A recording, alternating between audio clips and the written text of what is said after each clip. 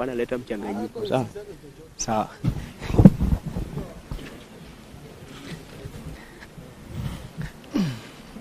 Halo? Halo? Nani wengine warudi tafadhali? Halo? Tiato. Wengine warudi hivi. Warudi tu. Kindly. Wenye wamefika? Ati?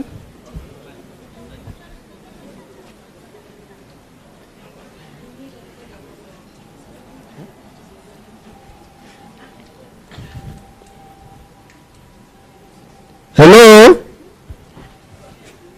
Lero ni lero. Bwana hapana changanya. Umesema hapana changanya nini? Hapana leta mchanganyiko. Hapana leta mchanganyiko. Relax, DJ is somewhere. I told you that Baba is going to walk in each and every seat wasalimie, si ndio?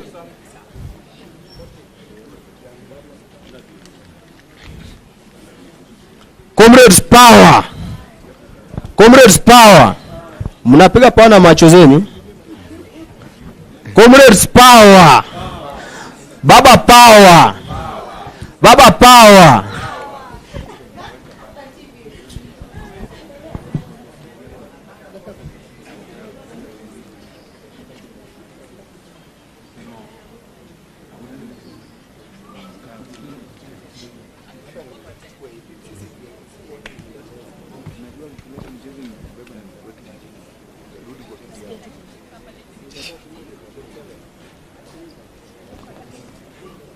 Umesimama mbele ya mtu. Umesimama mbele ya wao. Yeah.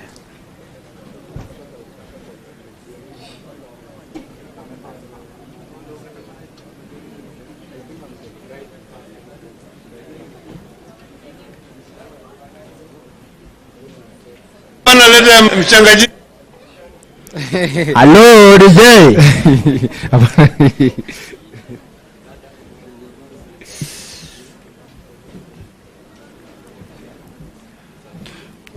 Haya, wananchi wapendwa, tuwe tayari kukaribisha baba yetu Raila Amolo Odinga, People's President, mzee kijana. Wakati wowote kwa sasa baba atakuwa anawasili. Our youth leader. Ango mekiwache babere. Marache miwacho.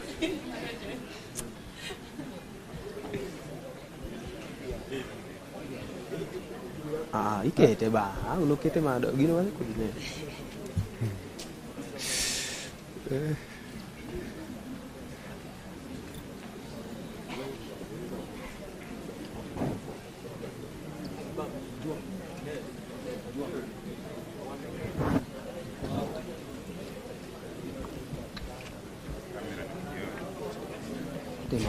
Ode kanyo kendo.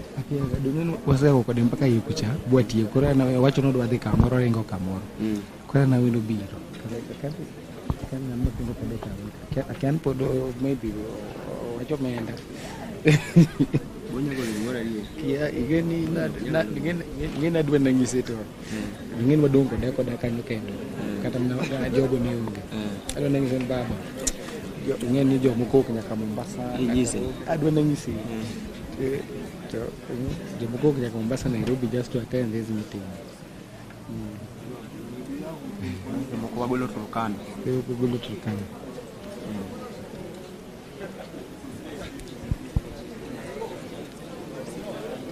Tongo madubi. Ha?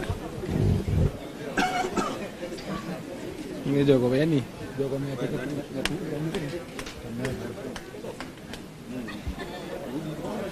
Yaani comrade umerudi ukakaa chini tena.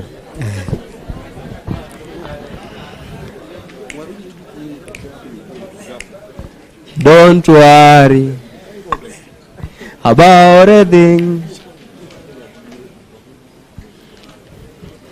Get ready.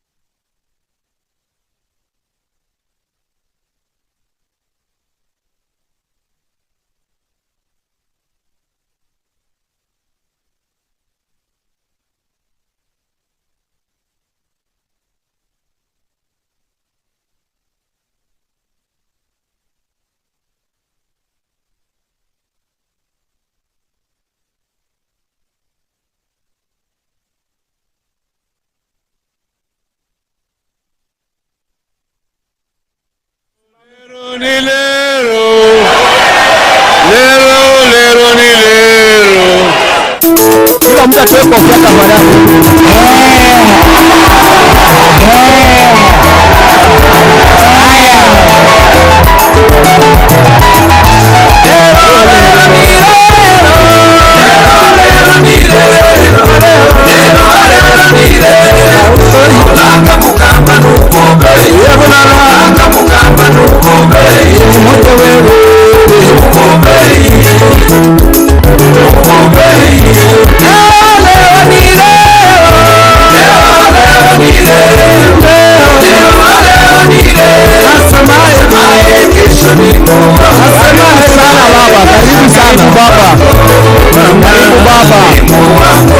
Karibishe baba kwa makofi. Karibishe baba kwa makofi. Tunasema Kenya nchi inawezekana. Inawezekana. Inawezekana. Leo ni leo. Nchi inawezekana. Inawezekana. Leo ni leo. Nchi ambayo kuna raha na ustawi. Inawezekana. Kabla ya vigelegele kwa baba. Inawezekana.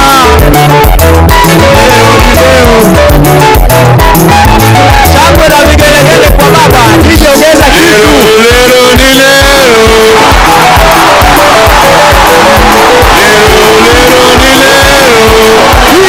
Hicho ongeza sauti. Inawezekana. Leo ni leo. Inawezekana. Ndoto yao ambayo walisema ni leo. Kubariki nchi hii yetu ya Kenya. Inawezekana. Haki ili leo na mbuzi. Ni leo. Tukae na nguvu. Inawezekana. Amani na uhuru. Leo ni leo. Raha. Inawezekana. Tupate na ustawi. Leo ni leo. Leo ni leo.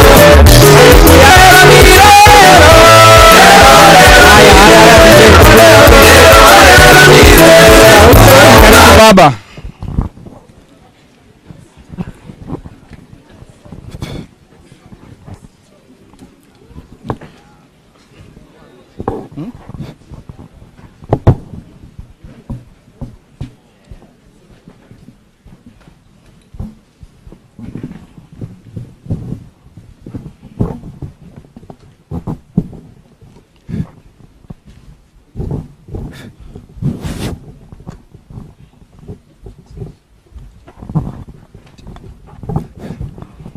Haya. His Excellency Raila Odinga, all distinguished guests, Yala Secretariat, all leaders, hamjambo. Baba power. Yala power. Democracy power. Baba, today we are very privileged to have you here as our father of democracy. All these young people, they are here with a lot of hope for the democracy you fought for this country. We as Yala, we are here today to evaluate the status of democracy in Kenya. That one, if at all, we are in the right state. And Baba, we know, because you are still alive, you will support us, help us, so that we can get into your shoe and continue fighting for democracy of Kenya. Sawa sawa? Baba power. Kwa sababu baba nakimbia mahali, tunataka tuende haraka haraka. Sawa sawa? Yeah. So nataka nikaribishe team leader Tabi aje hapa, I introduce the Yala team, and then from there atuambie more about Yala. Sawa sawa? Karibu Tabi.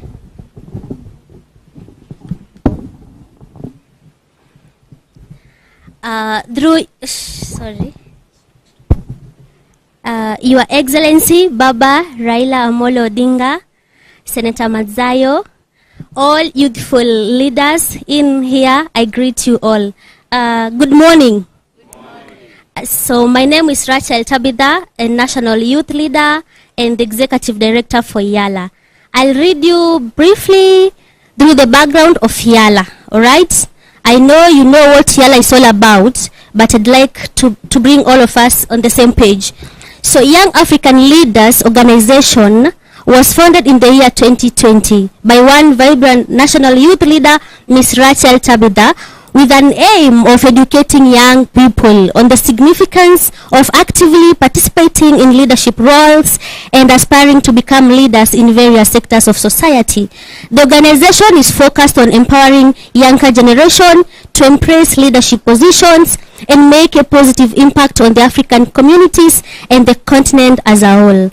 Governed by its constitution and set goals, YALA seeks to bridge the knowledge and skills gap among the youth by providing training, mentorship, and conferences, and it aims to equip young individuals with the necessary tools and knowledge to effectively lead and contribute to the development of their communities, as well create a supportive and nurturing environment for the youth to learn, grow, and to thrive.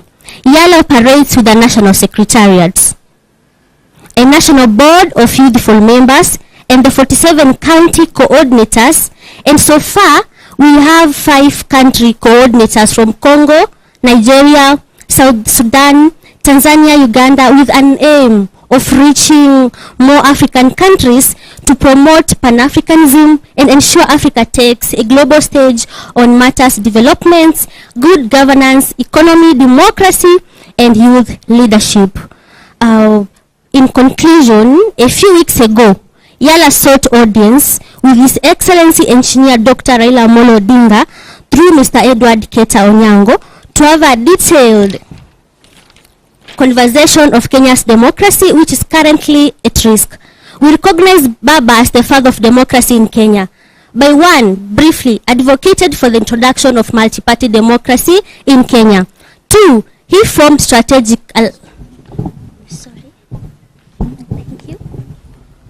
Thank you.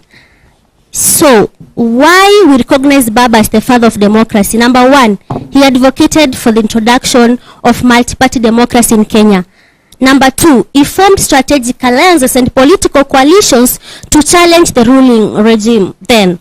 Number 3, he mobilized support for the opposition in the year 2002 general elections, leading to the end of KANU's long-standing rule. Number 4, continuously pushed for electoral reforms to enhance transparency and accountability in the electoral process. Number 5, actively participated in the drafting and promoting of the 2020 Constitution of Kenya, which introduced significant democratic reforms. 6, promoted the expansion of political rights, such as freedom of speech that we all enjoy today, assembly as we are here today. Thank you. And association. 7, actively defended civil liberties, including media freedom and the protection of human rights. 8, engaged in peaceful protest and demonstrations to push for democratic reforms. It's okay. 9, and second last, played a vital role in negotiating and mediating political conflicts, aiming to ensure democratic processes and solutions. Number 10, and the last, but that is not the last actually, you could get a lot of it. But number 10 for today, contributed to the strengthening of democratic institutions and the rule of law through his advocacy and engagement in the political arena. These reasons plus many others illustrate how Right Honorable Raila Odinga has played a pivotal role in shaping Kenya's democracy landscape and establishing himself as a prominent figure in the fight of democracy in this country. Now, while upstanding all of us, allow me to welcome His Excellency Engineer, enigma of politics, Baba himself, Baba Raila Odinga.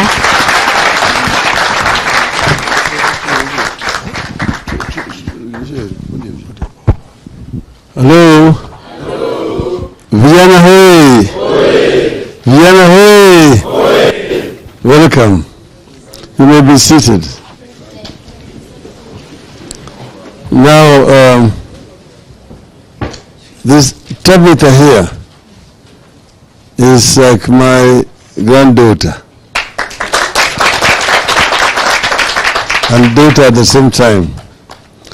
Some people did not know him, only knew him in uniforms, because he was one of our combat soldiers during the demonstrations.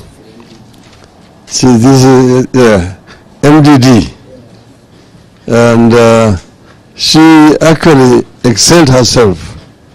She is somebody who is very determined, dedicated, and very, very courageous indeed. That's why when she told me that the youth wanted to have an audience with me, how could I say no? I cannot say no to Tabitha. But you know, in an early incarnation, we were called the young Turks. We were the youth, like you people know. When we started, we were the youth at that time. So we were called the young Turks. And we were 5 of us.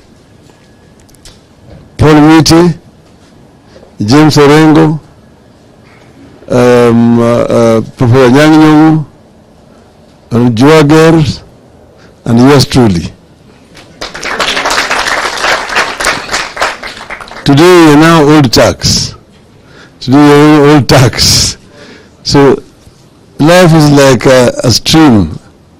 The river is flowing from the mountain and the water flows and gets to the ocean. Others are coming. So you see, you guys are somewhere in that process of that journey. We are somewhere here nearing the ocean. It continues. I say that the old were also young. Because I say youth is a transient status. Okay? The difference between the old and the young is just very simple. That the old have at one time been young also. They've been youth before. So they know what it means to be a youth and also know what it means to be old. But the young do not know what it means to be old because they've never been old. They've never been old. So the difference between the old and the young is what is called experience. Experience. You see somebody doing something, you see he's making a mistake, but let him learn from his mistake. Because you say, I wish I could advise him not to do what he's trying to do right now.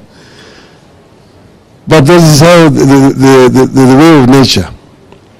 Now, I have listened very carefully to what Tabitha said about the youth Iyala. And we are here today, once again at a crossroads as a country. They say the more things change, the more they remain. Yes. See, the Kenya as a country was founded in 1963 after a very long heroic struggle of the people of Kenya. I happened to have been present as a youth witnessing the struggle, and I saw how the older ones, who were older than us, we were young people, babies actually, how they were struggling, how the youth were being arrested, how the youth were being imprisoned. It was a very fierce battle, and it was across the whole country. Those youth who fought at that time now, most of them are either dead or are now very old. So Kenya then attained independence, and everybody was so happy. I happened myself to be out of the country at that time studying, but remember us standing there. There's a time differential of 2 hours between Kenya and where we were. But it was exactly at midnight when the Kenyans assembled at what is called Uhuru Gardens. And then the Union Jack was lowered and the Kenyan flag was hoisted. Kenya became independent in 1963, December. So Kenyan people were very, very optimistic. So the most optimistic people in the world. You have now conquered. You have a new flag. You have now a new nation. And we then had a fairly democratic constitution that separated powers. So you had the legislature, you had the executive, you had the judiciary. So you had a prime minister. At that time Kenya was independent but not a republic. The head of state was the Queen of England and government. Then we had also a devolved system of government called majimbo. Kenya was divided into 7 majimbos, with Nairobi being designated as an extraterritorial county. These majimbos were headed by presidents. Now, what happened was when they were now writing the Republican Constitution, Kenya was becoming a republic 1 year later, then where things started going wrong. They now created a president out of a prime minister who was now both head of state and head of government. So the president is one time a head of state living in state house. The same time he's the head of government. And then the then prime minister was graduated from being a prime minister and becoming an executive president without going for any elections. That was in 1964. Thereafter, then they started the process of constitutional amendments. If you look at those constitutional amendments, they're all together nearly 33 different amendments. And all of them had basically the intention of removing power from the periphery to the center. So we ended up creating a very powerful center, a president in the name of president. And the president is above the law, could not be prosecuted. And so the presidency emasculated all other institutions of governance that time. You find that the majimbos, those majimbo was done away with an amendment so that they removed majimbo and created a unitary system of government. Then they also removed the Senate. It was a bicameral house, Senate and the National Assembly. Senate was dissolved and created just only a National Assembly, that was called the Parliament. Then they used to have regional assemblies. Regional assemblies were also dissolved. Ended up what they call local government authorities. And they created a very powerful ministry called Minister for Local Government, who was an executive minister, but sitting here in Nairobi. So those assemblies basically were powerless. And then, on the other hand, they came up with a law that controlled the media. So the media itself was muzzled, could not speak. And then they also introduced what they call Preservation of Public Order Act, that allowed the government to arrest and detain anybody without any trial. If you are seen as a political dissident, you'd be arrested and you'd be sent to detention. And you'll be held in detention at the pleasure of the president. Some people spent 2 years 3 years, 5 years. Others spent up to 10 years in detention. They just arrest you. They take you to a police station. From there, you are taken to some room somewhere, and then an order is made to you, a detention order signed by the Minister in charge of Internal Security, that you have been found to have engaged in subversive activities against the Republic of Kenya. Therefore, your detention has become necessary. So you are picked up and taken.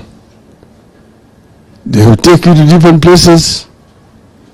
I spent years in community prison, Shimulatewa, Naivasha, Manyani, and so on. Yeah.